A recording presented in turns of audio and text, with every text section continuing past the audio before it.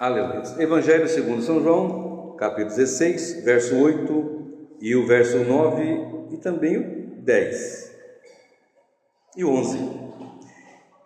E quando ele vier, convencerá o mundo do pecado e da justiça e do juízo. Do pecado, porque não crê em mim; da justiça, porque vou para meu Pai e não me vereis mais; e do juízo, porque já o príncipe deste mundo está julgado. Amém, meus irmãos? Pode sentar-se. O título da mensagem que eu quero fazer uso nesta noite é Entre o pecado e o juízo. Entre o pecado e o juízo. Olha para o versículo 8. Quando ele vier, quem? O Espírito Santo, que Jesus garantiu que, sendo assunto aos céus, ele enviaria o Espírito Santo. E o verso 8 diz assim: quando ele vier, convencerá o mundo do pecado e da justiça e do juízo. Então observe, preste bem atenção. Outro dia, acho que foi ontem ou hoje de manhã, um irmão me fez uma pergunta pelo WhatsApp. Alguns irmãos fazem contato, fazem pergunta: pastor, tal coisa, estou com uma dúvida assim, assado. Eu, na medida do possível, procuro respondê-las todas. Quando eu estou trabalhando, eu peço para dar um tempinho, depois eu chego em casa e respondo. Acho que foi hoje de manhã mesmo. Aí ele perguntou assim: alguém que está em pecado, ele pode participar da ceia? A pergunta foi essa. E hoje é culto de Santa Ceia, como falam, mas o certo é ceia do Senhor. As pessoas falam Santa Ceia, não tem a expressão Santa Ceia, tem ceia do Senhor, partir do pão. Vamos começar a adequar os termos. Como é ceia do Senhor, ele perguntou assim: alguém em pecado pode participar da ceia? E eu lhe pergunto: qual de nós aqui que não pecou hoje? Não é verdade? Hoje é ceia do Senhor, mas qual de nós aqui que não pecou hoje? Se você falar que não pecou, já está pecando com a mentira, não é não? Se disser não, eu não pequei, já está pecando. E se falar que nunca mentiu, aí pecou de novo, mais uma vez. Não é? Porque nós somos pecadores, e é esta a razão de nós pecarmos. Nós pecamos porque nossa natureza é caída.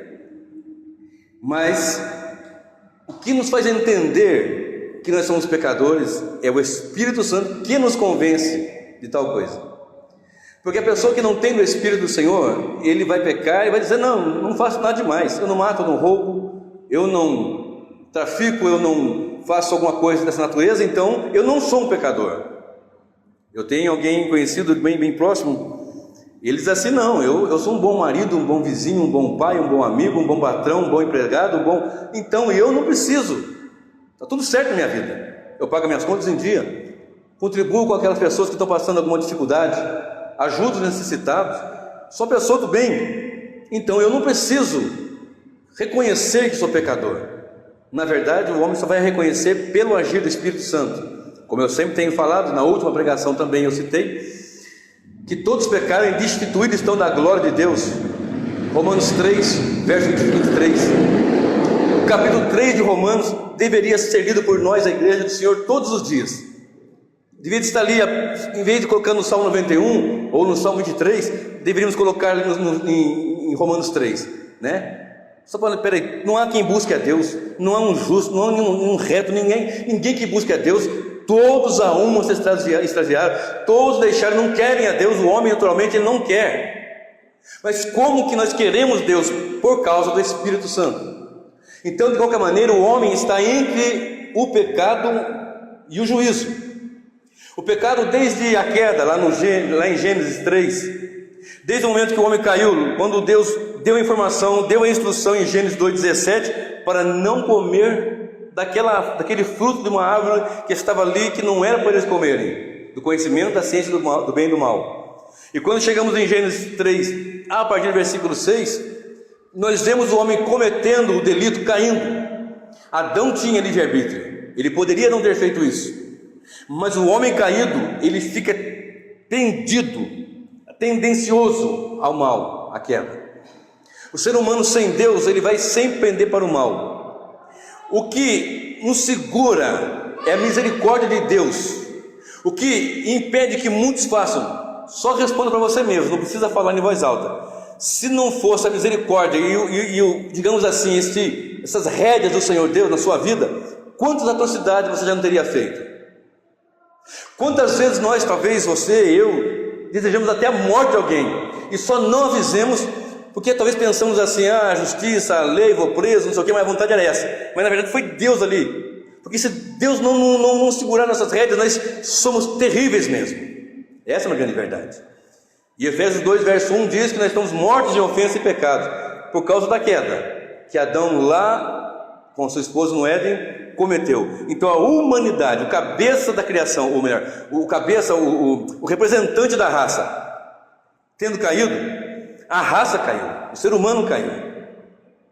Então todos são pecadores, mas isso aí só quem vai convencer dessa grande... eu sei que eu sou pecador. As pessoas falam assim como se fosse algo assim tão banal, né? Não, eu sou pecador. Não, todo mundo é pecador. Só que o que não se pesa é as consequências de se viver no pecado, não só de viver no pecado, mas passar para a eternidade não tendo resolvido a situação do pecado. Tem uma frase que as pessoas colocam na traseira dos caminhões, dos carros, dizendo assim: viver sem Deus, uma coisa assim, viver sem Deus é fácil, o difícil é morrer sem Ele, uma coisa dessa natureza. Porque na verdade existe uma expectação muito grande, e as pessoas pensam que é só aqui talvez você viva 60, 70, 30, 40, 50, 100 anos. Tem pessoas que eu conheço, eu tive uma paciente há poucos dias que ela tinha, se não me engano, 104 anos. 104 anos, uma senhorinha lá, lúcida, 104 anos. Mas outros não vão chegar a esse número, né? Essa monta, talvez menos. Mas o que é o pecado? O pecado não é uma transgressão da vontade de Deus, da palavra de Deus. Transgrediram lá no Éden e o homem continua transgredindo. Por essa razão nós continuamos pecando. Respondendo aquele rapaz que me perguntou de manhã: pastor, alguém vai poder tomar ceia? Ele não está aqui hoje, ele não mora aqui, mas ele perguntou assim: pastor, pode alguma pessoa que está em pecado participar da ceia? Aí eu perguntei: mas qual é a situação do pecado? Ele tem o prazer no pecado e vive no pecado porque ele ama o pecado? Ou ele pecou porque ele é pecador e comete pecado? Pensamentos, atitudes às vezes. Nós temos que saber diferenciar isso, porque o pecador contumaz é aquele que não quer largar do pecado, ele ama o pecado, ele quer viver naquilo. Mas o cristão que foi convencido pelo Espírito Santo desta situação, quando porventura ele vem pecar, ele erra, ele sente peso, ele sente tristeza, ele sabe que está entristecendo o Espírito Santo. Ele pode até pecar, mas ele vai sentir o peso. Ele pode até mentir, mas ele vai mentir instantaneamente, automaticamente. Eu estou falando de pessoas de novo nascimento, não apenas de nome, dizendo pessoas nascidas novamente da água e do Espírito. Quando elas vão, por exemplo, se ela falar alguma coisa de alguém, sem ninguém apontar para ela, sem ninguém dizer: você falou do fulano, ele vai: eu falei mal do meu irmão. Porque vai apontar, porque agora nós somos habitados pelo Espírito do Senhor. Antes nós éramos trevas, mortos em ofensa e pecado. A partir de Cristo, não, a situação é outra. Observe só o que diz Tiago, capítulo 1, o verso 14 e também o verso 15. Tiago, capítulo 1, verso 14 e o verso 15. Está lá para frente, perto de... Deixa eu achar um livro aqui bem fácil para vocês acharem. Eu acho que na minha Bíblia não tem Tiago também, quer ver? Passando Hebreus. Cadê? Eu passei até o Tiago. Cadê o Tiago, meu Deus do céu? Capítulo 1 e o verso 14.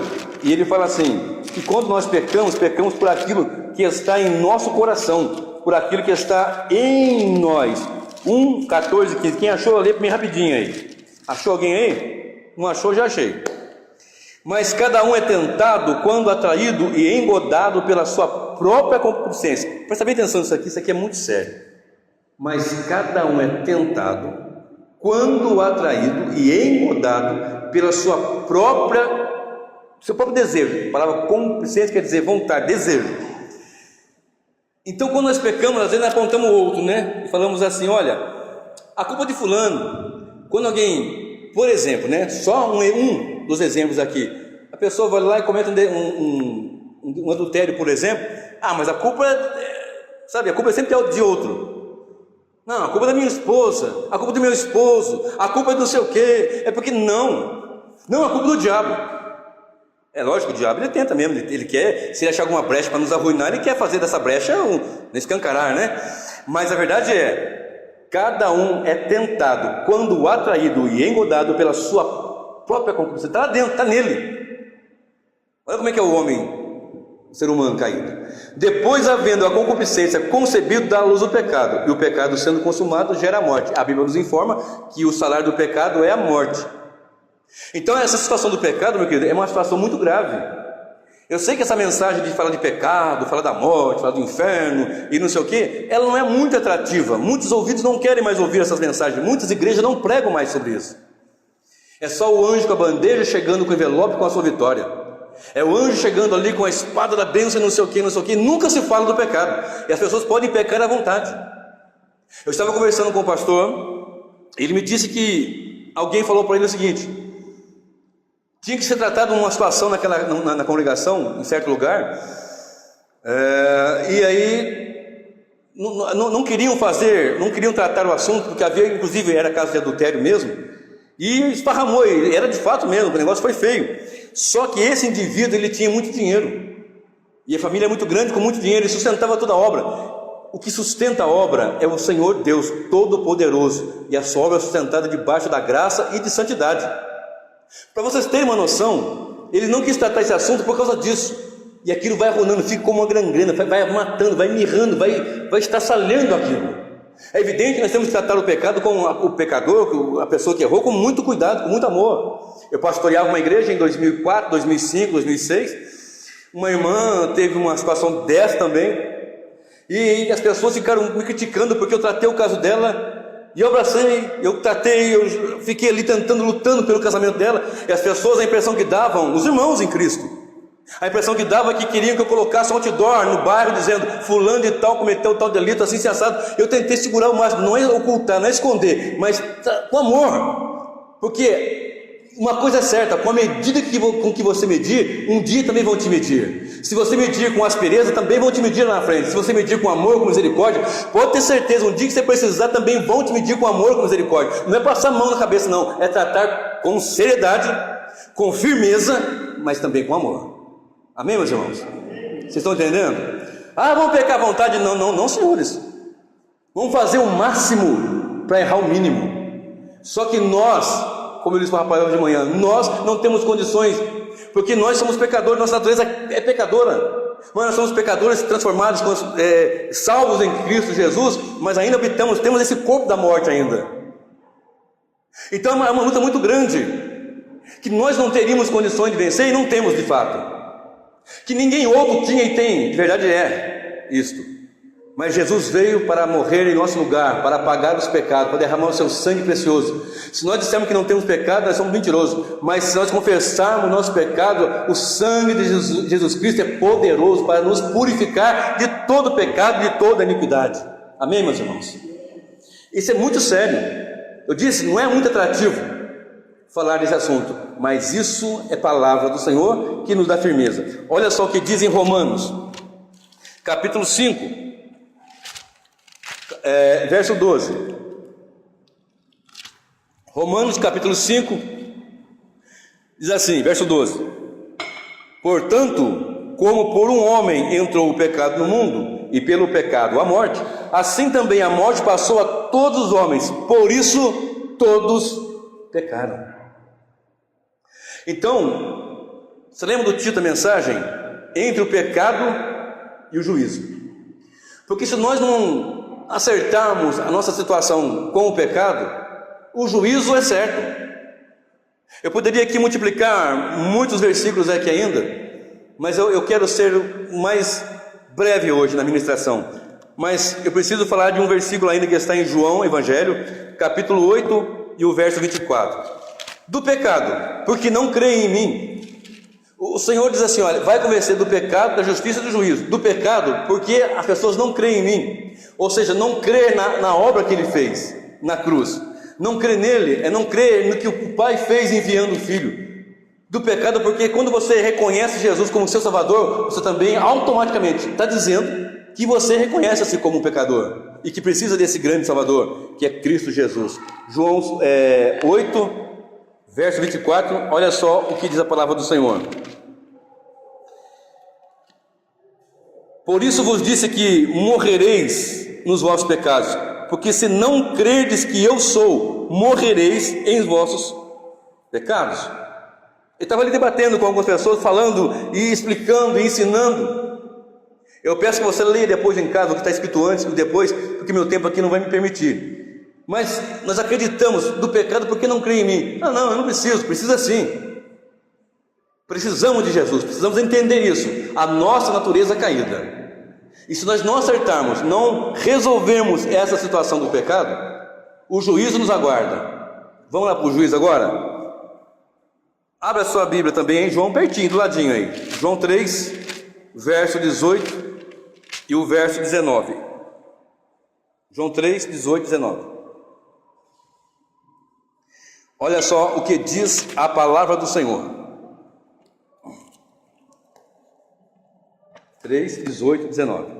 Quem crê nele, eu vou ler o 17 também. Porque Deus enviou o seu Filho ao mundo, não para que condenasse o mundo, mas para que o mundo fosse salvo por ele. Quem crê nele não é condenado, mas quem não crê já está condenado. Ou seja, o juízo já está pesando sobre ele, porquanto não crê no nome do unigênito Filho de Deus. E a condenação é esta, que a luz veio ao mundo, e os homens amaram mais as trevas do que a luz, porque as suas obras eram más. Então olha só, condenados porque não creram no nome de Jesus, na obra que o Pai enviou. João 3,16 fala que Deus amou o mundo de uma maneira e tal, mas na sequência as pessoas não leem, só lê João 3,16, que eu nem li aqui, de propósito, para você entender o seguinte: Deus enviou, mas para que o mundo fosse salvo. Quem crê nele não é condenado, mas quem não crê já está condenado. Então há um juízo severo e pesadíssimo sobre o homem que não crê em Jesus.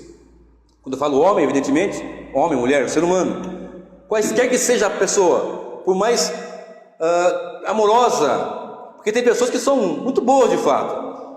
Você já não viu alguém falando assim? Fulano já entrou no céu direto, tão boa que é. Eu tenho uma irmã, ela é tão boa, de verdade, que chega a ser até boba. Se você chegar na casa dela agora e falar assim: olha, eu estou precisando dessa mesa aqui para mim, pode levar então. É assim, sabe? Se alguém chegar mentindo: eu estou precisando de dinheiro, você não tem? Não, eu tenho lá na poupança uns 500 conto lá. Eu estou precisando agora, que eu estou com um filho doente. Ela vai lá e tira. E a pessoa fala: ela é tão boa que já tem um lugarzinho guardado no céu. Não é isso. Nós temos que ser pessoas boas, generosas, amáveis. Precisamos ser pessoas que compartilham, que têm amor, que têm esse carinho. Mas nós precisamos saber que isso não garante o céu. A salvação não está nisso, não é por obras. Algumas pessoas têm nas suas filosofias, ideologias religiosas, que quanto mais caridade elas fizerem, maior será o benefício para a vida eterna. Ou seja, ela vai estar bem, porque ela fez coisas boas aqui. Nós não somos salvos pelas boas obras, mas a salvação é pela graça para as boas obras. É diferente. Por ser igreja, nós fazemos boas obras, mas não são as boas obras que nos fazem ser igreja e tampouco nos salvam. Porque pela graça sois salvos por meio da fé. Isso não vem de vós, é dom de Deus. Amém, meus irmãos? Então observe só o que está escrito em Hebreus 10 e o verso 27 até o verso 31. Hebreus capítulo de número 10, verso 27 ao verso 31. Glórias ao nome do Senhor. Eu gostaria de ler mais antes aqui, mas eu preciso avançar com a mensagem. Olha só o verso 27. Não, vou ler 26 também. Hebreus 10, de 26 a 31. Porque se pecarmos voluntariamente, depois de termos recebido o conhecimento da verdade, já não resta mais sacrifício pelos pecados, mas uma certa expectação horrível de juízo e ardor de fogo, que há de devorar os adversários. Quebrantando alguém a lei de Moisés, morre sem misericórdia, só pela palavra de 2 ou 3 testemunhas. De quanto maior castigo cuidais vós, será julgado merecedor aquele que pisar o Filho de Deus e tiver por profano o sangue da aliança com que foi santificado e fizer agravo ao Espírito da graça? Porque bem conhecemos aquele que disse: minha vingança, eu darei a recompensa, diz o Senhor, e outra vez o Senhor julgará o seu povo. Horrenda coisa é cair nas mãos do Deus vivo. Está escrito na Bíblia de vocês isso? Está escrito aí? Não é isso? É por essa razão que às vezes quando nós vamos dar instruções para evangelismo, nós falamos assim: vai evangelizar, você tem que chegar para a pessoa, porque você está evangelizando uma pessoa que nós chamamos de pecador, porque nós também somos pecadores, mas agora convertidos a Jesus. Então chegamos e dizemos assim: olha, Jesus te ama, está um folhetinho aqui. Já falei aqui, tem mensagem minha no meu canal, no YouTube, que fala isso exatamente o que eu vou dizer agora. Aí a pessoa pega o folhetinho: Jesus te ama. Aí ele pega, que bênção. De repente está com a terceira, quarta amante, numa bagunça de vida. Aí ele pensa: bom, se você é crente, tem comunhão com Deus, Deus fala com você, você fala com Deus, e Deus conhece todas as coisas, Deus conhece a minha vida, Deus conhecendo a minha vida, sabendo que eu sou terrível pecador e não quero largar disso, e se Ele me ama, então está tudo certo, está tudo em paz. Está vendo como é que é? Então a mensagem é: arrependei-vos e crede no Evangelho. É essa a mensagem. Nós temos que chegar e dizer: olha, você precisa saber que se você não se arrepender, uma expectação horrível de peso te aguarda, porque horrenda coisa é cair nas mãos de Deus vivo. Pastor, mas eu fui ali, eu vi, recebi um folhetinho ali. Há casos, porque nós sabemos que é pela graça de Deus, é pelo amor, pela misericórdia de Deus, mas foi-lhe apresentado o Evangelho. De alguma forma alguém chegou depois, você precisou de esclarecimento, e foi apresentado o Evangelho. O Evangelho é lindo, é maravilhoso, mas nós precisamos primeiro entender que é pelo agir do Espírito e arrependermos dos nossos pecados. Amém, meus irmãos? Observe o que diz João capítulo 12. João, Evangelho, volta lá comigo para o Evangelho de João, e eu já vou caminhando para o final da mensagem.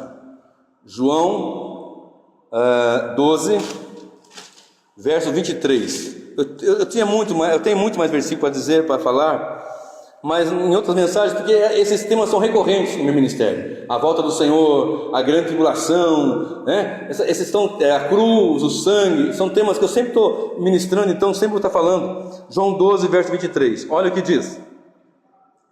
Cadê João 12, verso 23?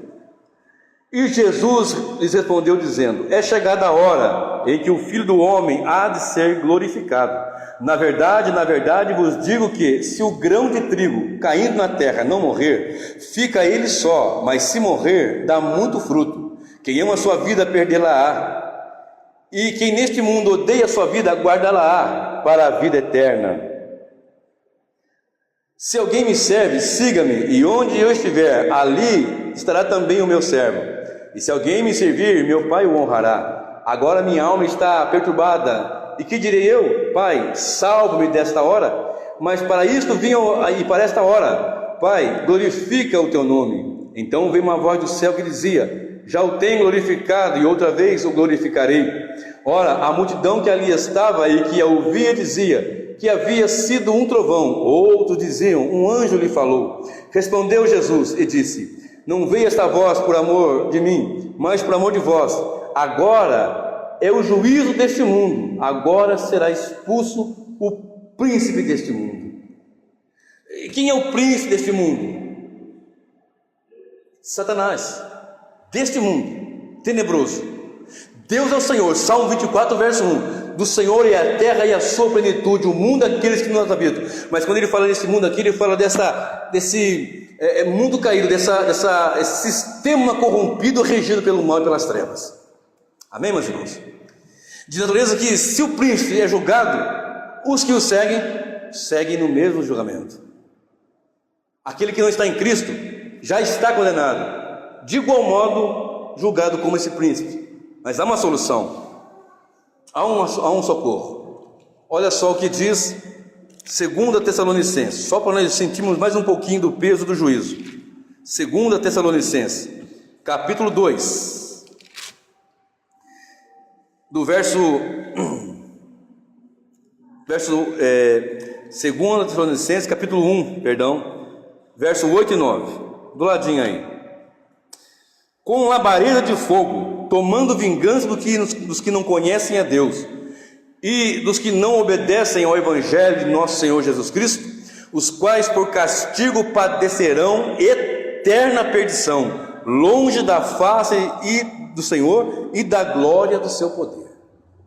Olha só o peso.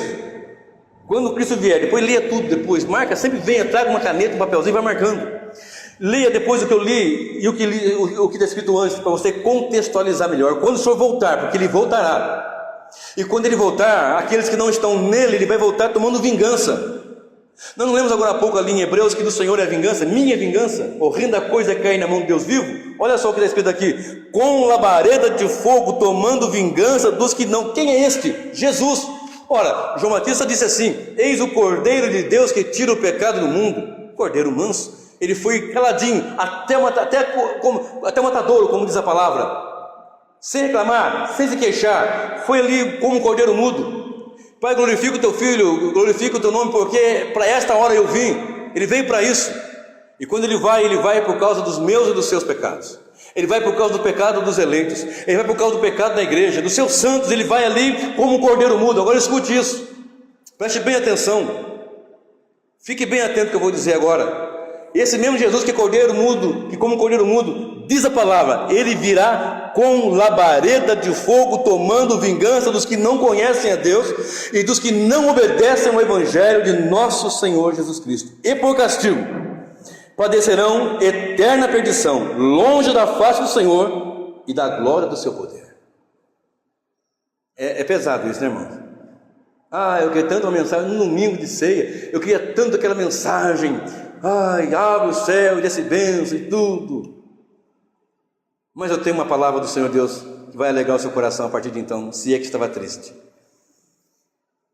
Entre o pecado que nós cometemos e pecamos, que o homem caiu, e o juízo, que é terrível, que será tenebroso, que quando Cristo vier, os homens que não estiverem em Cristo vão gritar para os montes e montanhas caírem rochedos sobre ele, para esconder do rosto do Senhor que está entronizado com grande poder e glória.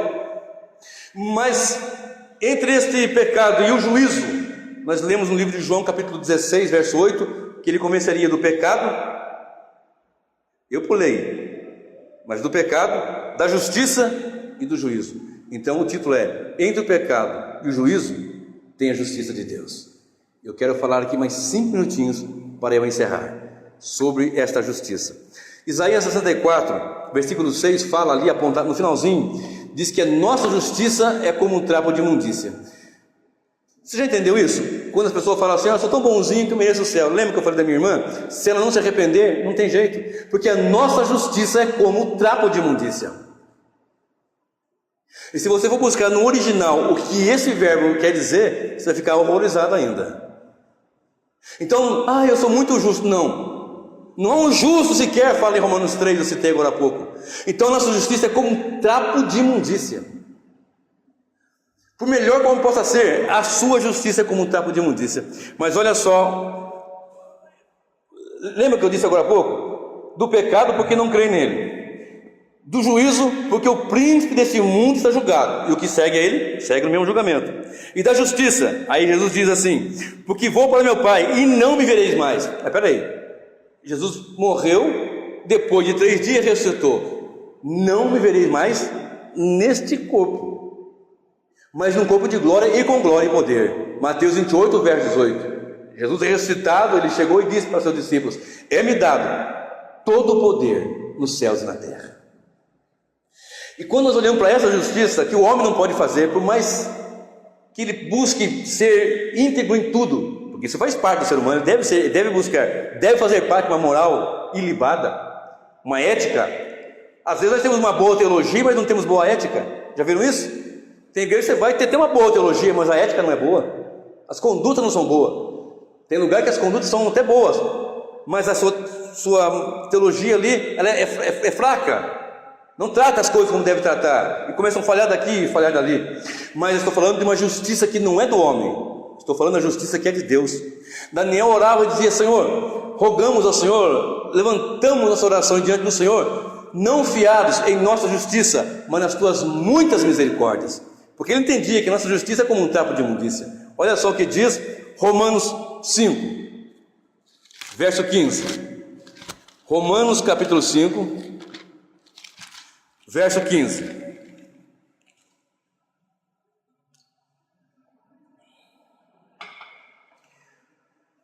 Olha só o que diz a seguir: mas não é assim o dom gratuito com a ofensa, porque se pela ofensa de um morreram muitos, lembra que eu falei agora há pouco, verso 12, por causa de um homem que morreu, o pecado passou para todos. Mas não é assim o dom gratuito com a ofensa, porque se pela ofensa de um morreram muitos, muito mais a graça de Deus e o dom pela graça, que é de um só homem, Jesus Cristo, abundou sobre muitos. Está entendendo? Muito mais é a graça, que abundou sobre muitos. Aqui não fala todos, fala muitos, porque nós sabemos que nem todos vão ser salvos. Nós sabemos que nem todos vão para a eternidade com Cristo. Olha lá. E não foi assim o dom como a ofensa, porque um só pecou. Porque o juízo veio, olha bem, de uma só ofensa, na verdade, para a condenação. Mas o dom gratuito veio de muitas ofensas para a justificação. Muitas ofensas, Cristo veio tratá-las. Olha bem, porque se pela ofensa de um só a morte reinou por esse, muito mais, a intensidade que é maior, os que recebem a abundância da graça e o dom, presta atenção, da justiça, reinarão em vida por um só, Jesus Cristo. Pois assim como por uma só ofensa veio o juízo sobre todos os homens para a condenação, assim também por um só ato de justiça veio a graça sobre todos os homens para a justificação de vida. Porque, como pela desobediência de um só homem muitos foram feitos pecadores, assim pela obediência de um, que é Cristo, muitos serão feitos justos. Veio, porém, a lei para que a ofensa abundasse, mas onde o pecado abundou, superabundou a graça, para que assim como o pecado reinou na morte, também a graça reinasse pela justiça para a vida eterna por Jesus Cristo, nosso Senhor. Amém, meus irmãos? Por um homem, por um ato de ofensa, veio a condenação, mas a justiça veio por causa de muitas, milhares de ofensas. Por um homem entrou o pecado e a morte a todos, mas também por um que é chamado Jesus Cristo, a graça veio abundantemente sobre nossas vidas. Agora vou voltar para o versículo 18 aqui, olha só. Porque assim como por uma só ofensa veio o juízo sobre todos os homens para a condenação, assim também por um só ato de justiça veio a graça sobre todos os homens para a justificação de vida. Aleluias! Eu te convido a aplaudir a Jesus, porque essa justiça não é do homem, essa justiça é de Deus, a justiça que Ele fez lá na cruz do Calvário, derramando seu sangue carmesim, limpo, poderoso, para nos purificar, para nos limpar. Então, do pecado, da justiça e do juízo, somos convencidos pelo Senhor Espírito Santo. Eu não posso fazer isso, nenhum pregador pode, mas o Senhor Deus pode pelo seu Espírito Santo agindo em nós. E essa justiça, Ele demonstra que na cruz o Senhor Deus pagou, o Senhor Jesus pagou as ofensas que foram feitas por nós pecadores. Olha só o que diz 2 Coríntios capítulo 5. 2 Coríntios, para frente um pouquinho de Romanos, 1 Coríntios, 2 aos Coríntios, capítulo 5. Eu marquei para ler aqui do 11 ao 21, mas não vai dar tempo de ler tudo isso. 2 Coríntios 5, de 11 a 21. Mas não vai dar para ler tudo isso, então eu vou ler 18 a 21. E tudo isso provém de Deus, que nos reconciliou consigo mesmo por Jesus Cristo e nos deu o ministério da reconciliação. Isto é, Deus estava em Cristo reconciliando consigo o mundo, não lhes imputando os seus pecados, e pôs em nós a palavra da reconciliação, de sorte que somos embaixadores da parte de Cristo, como se Deus por nós rogasse. Rogamos-vos, pois, da parte de Cristo, que vos reconcilieis com Deus. Aquele que não conheceu o pecado, o fez pecado por nós, para que nele fôssemos feitos justiça de Deus. Amém, meus irmãos?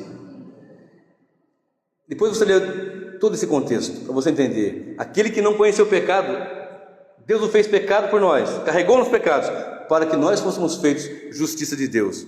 Olha só Efésios 4. Efésios capítulo 4, o verso 32, depois 5, verso 2. Antes, sede uns para com os outros benignos, misericordiosos, perdoando-vos uns aos outros, como também Deus vos perdoou em Cristo Jesus. Lembra agora há pouco que eu falei no começo? Como é que vamos participar da ceia se nós somos pecadores? Deus nos perdoou em Cristo Jesus. Bem-aventurado aqueles que lavam as suas vestiduras no sangue do Cordeiro, para que tenham direito a entrar na cidade santa pelas portas. O que quer dizer isso? Não é só lavou, ele foi lavado. Mas se você peca, você que se conserta com Deus e pede perdão, quebrantado e arrependido. Bem-aventurado aqueles que lavaram, não, aqueles que lavam, hoje, constantemente. Porque o poder do perdão está em Deus. Olha só o versículo 2 do capítulo 5. E andai em amor, como também Cristo nos amou e se entregou a si mesmo por nós, em oferta e sacrifício a Deus, em cheiro suave. Queridos irmãos, fiquemos em pé agora, para nós orarmos. E eu vou citar mais um versículo ainda, que está em Isaías 61, do verso 1 ao verso 3. Nós já vamos orar e passar para o momento da ceia.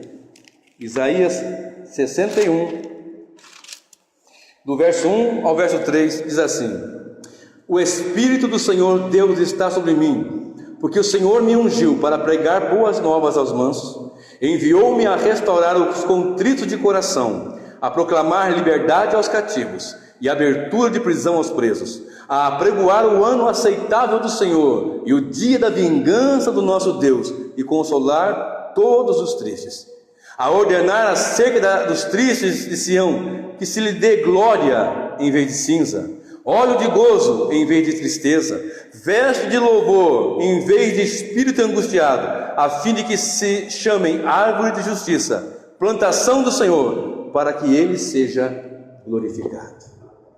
Amém, meus irmãos?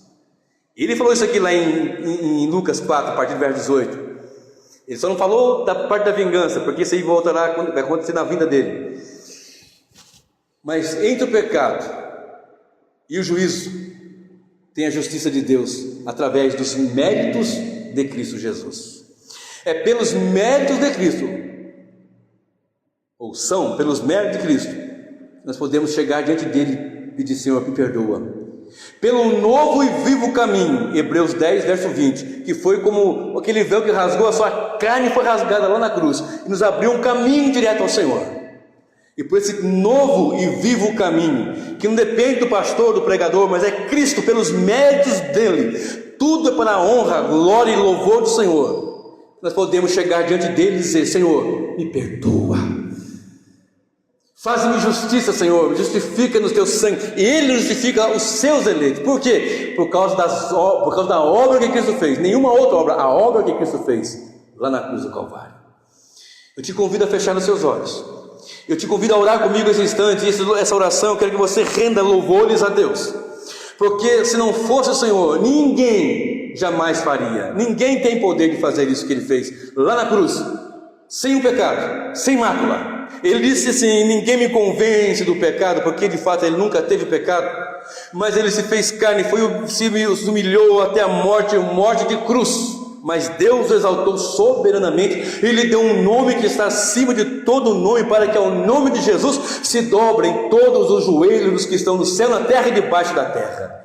Eu te convido a orar. Pai querido, nós te louvamos, Senhor, nós te adoramos e nós te bendizemos, ó Pai querido, porquanto o Senhor, pela graça bendita e misericórdia do Senhor, nos tem perdoado, nos tem dado esse novo e vivo caminho através do sangue derramado na cruz do Calvário, porque o pecado ele é assolador e o juízo é terrível. Porém a tua palavra nos diz que o Senhor, justiça nossa, o Senhor que é nossa justiça, o Senhor que cumpriu essa justiça por um único ato de justiça, justiça, comprou-nos de todas as tribos, raça, povo, língua e nação. E naquele grande dia, quando o Senhor vier, o Senhor voltará e nas nuvens vai receber todos os teus, para a tua honra e para a tua glória, como tu disseste, nenhum do que o Pai lhe deu que o Senhor perdeu. Bendito seja o teu nome, e nós te louvamos em nome de Jesus.